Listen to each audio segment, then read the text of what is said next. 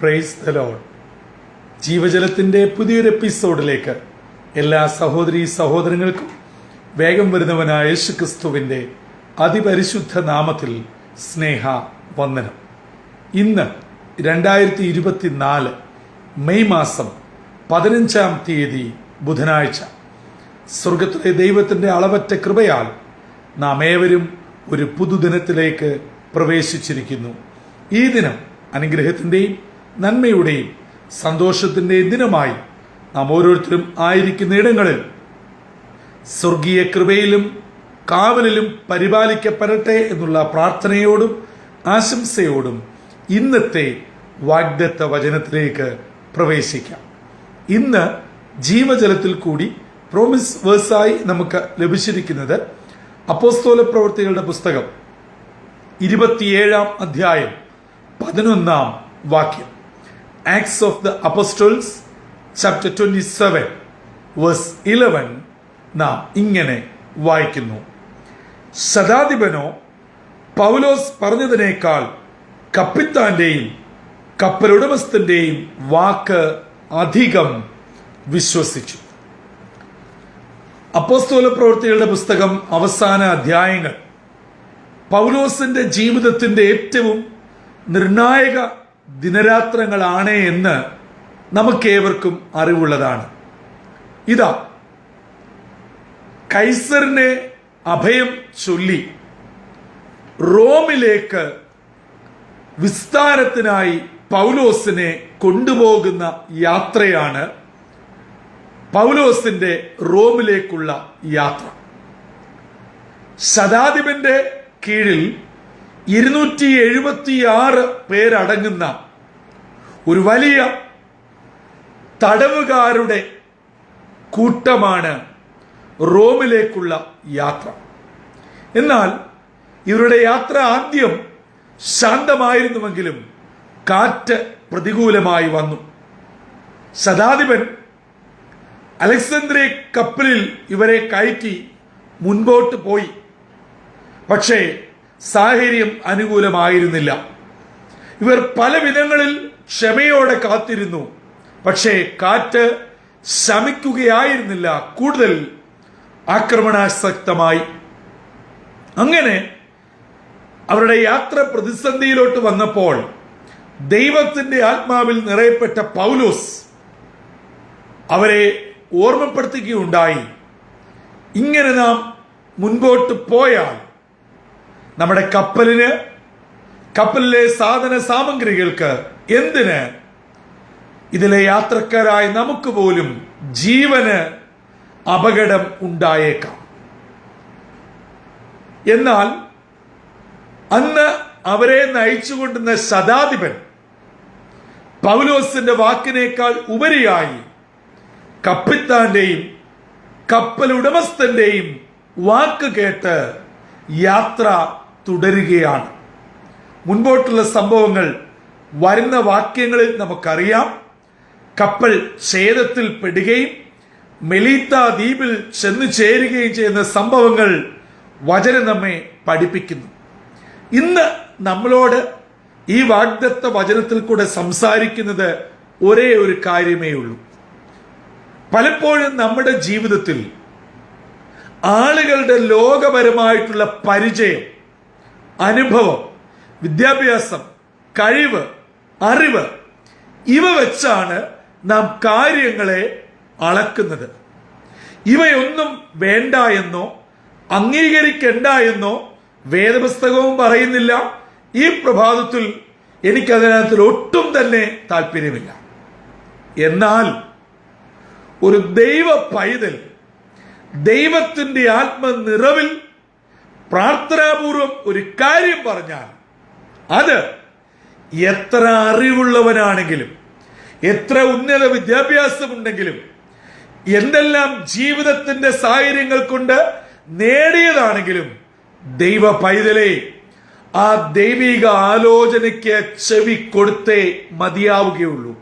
അല്ല എങ്കിൽ നിശ്ചയമായും മുൻപോട്ടുള്ള വാക്യങ്ങൾ നമ്മളെ പഠിപ്പിക്കുന്നത് പോലെ നമ്മുടേതെന്ന് കരുതി കപ്പലിൽ കരുതിയ ഭക്ഷണ പദാർത്ഥങ്ങൾ ഉൾപ്പെടെ കപ്പലിന്റെ സകല കടൽക്കോപ്പുകളും സമുദ്രത്തിൽ എറിഞ്ഞു കളയുകയും പട്ടിണി കിടക്കേണ്ട അവസ്ഥയും അവസാനം കടൽ നീന്തിക്കടന്ന് മെലീത്ത ദ്വീപിൽ എത്തുകയും ചെയ്യേണ്ടതായി വന്നു. നമ്മുടെ ജീവിതത്തിൽ എന്താണെന്ന് സംഭവിച്ചിരിക്കുന്നത്? പലപ്പോഴും നമ്മൾ പ്രാർത്ഥിക്കുമ്പോൾ, വേദപുസ്തകം വായിക്കുമ്പോൾ, കൂട്ടായ്മയിൽ ഇരിക്കുമ്പോൾ, ദൈവവചനം ശുശ്രൂഷിക്കുമ്പോൾ പരിശുദ്ധാത്മാവ് പല കാര്യങ്ങളും നമ്മളോട് സംസാരിച്ചിട്ടുണ്ട്, ഇടപെട്ടിട്ടുണ്ട്. അത് വ്യക്തമായി നമുക്ക് ബോധ്യവുമുണ്ട്. നാം മറ്റൊരാളോട് അത് തുറന്ന് സമ്മതിക്കുകയില്ലായിരിക്കാം. ഞാനത് പല അനുഭവത്തിൽ നിന്ന് ഉൾക്കൊള്ളുന്നു. തുറന്നു പറയുവാൻ മടിയാണ്, നാണക്കേടാണ്. അതെ, ദൈവദാസൻ അങ്ങ് പറഞ്ഞത് എന്റെ ജീവിതത്തിൽ ശരിയാണ് എന്ന് തുറന്നു പറയുവാൻ മടിയാണെങ്കിൽ പോലും സ്വയം പലപ്പോഴും വിലയിരുത്തിയിട്ടുണ്ട്. ഇത് എന്റെ അവസ്ഥയാണ്, എന്റെ അനുഭവമാണ്, ഇത് സത്യമാണ്. പക്ഷേ വചനം നമ്മെ ഇങ്ങനെ സദൃശവാക്യങ്ങൾ പഠിപ്പിക്കുന്നു. കൂടെ കൂടെ ശാസന കേട്ടിട്ടും അത് തിരുത്തുവാൻ, അത് കേട്ടിട്ട് അനുസരിക്കുവാൻ തയ്യാറാകാതെ വന്നാൽ ദൈവമക്കളെ, ഞാനും നിങ്ങളും ശാപത്തിന് അടിമകളായി തീരും.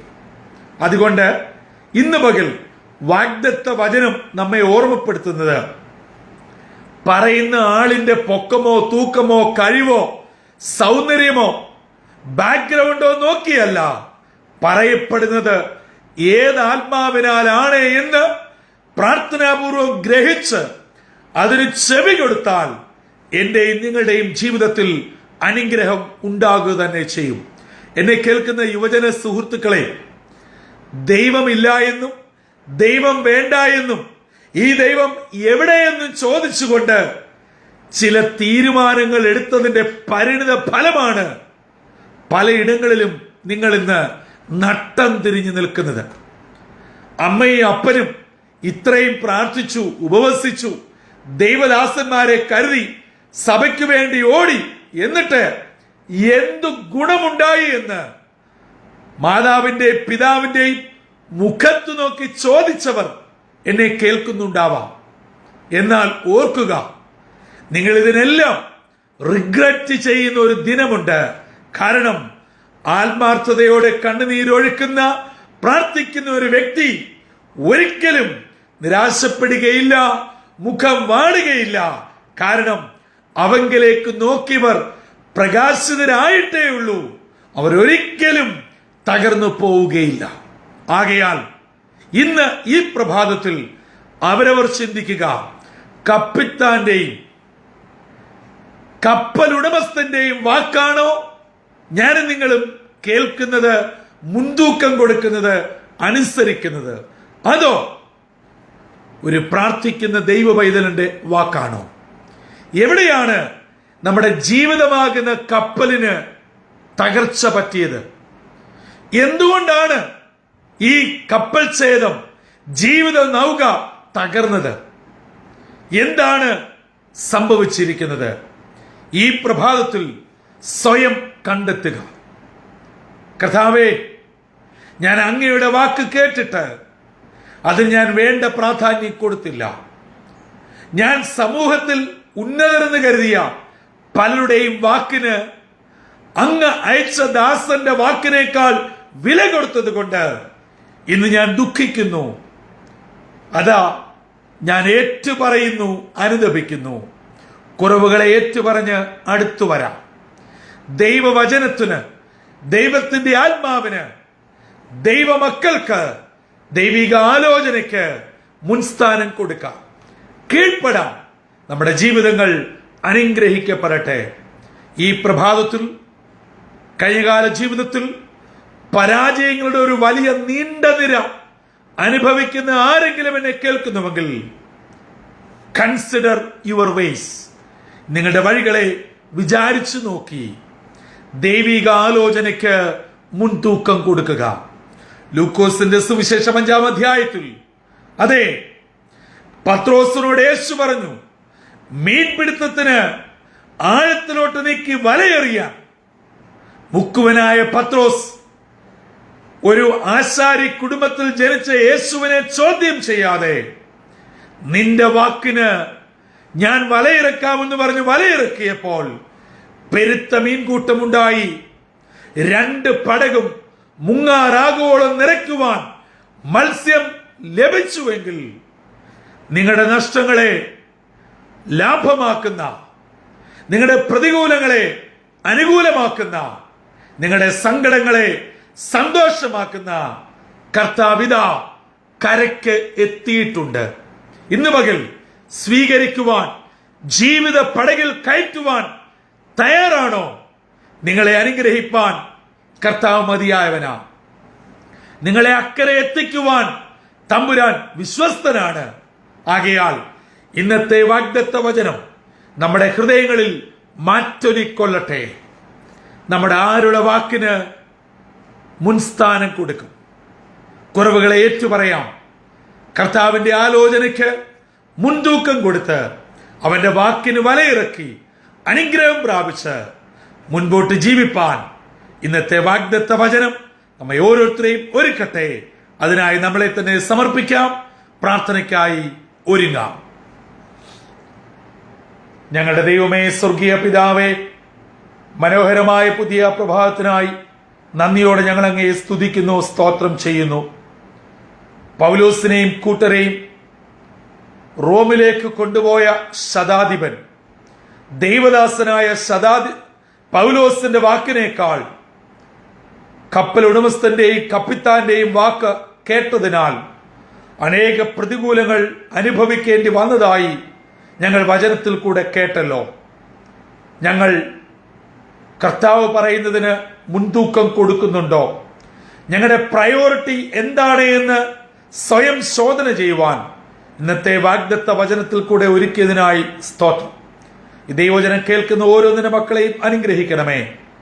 കർത്താവിനും കർത്താവിന്റെ വചനത്തിനും മുൻസ്ഥാനം കൊടുത്തുകൊണ്ട് പരിശുദ്ധാത്മാവ് ഞങ്ങളോട് പറയുമ്പോൾ ചോദ്യം ചെയ്യാതെ അനുസരിച്ച് അനുഗ്രഹം പ്രാപിച്ച് അങ്ങയോട് ചേർന്ന് ജീവിപ്പാൻ ഞങ്ങളെ ഒരുക്കണമെന്ന് യേശു മശിഹാ മൂലം അപേക്ഷിക്കുന്നു. കൃപയോടെ കേട്ട് ഉത്തരമരുളുമാറാകണമേ. ആമേൻ, ആമേൻ, ആമേൻ. പ്രിയ ദൈവജനമേ, ലോകത്തിന്റെ പാണ്ഡിത്യങ്ങളും ലോകത്തിന്റെ ഉന്നതികളും പലപ്പോഴും മനുഷ്യനെ അപകടത്തിൽ എത്തിക്കുന്നു.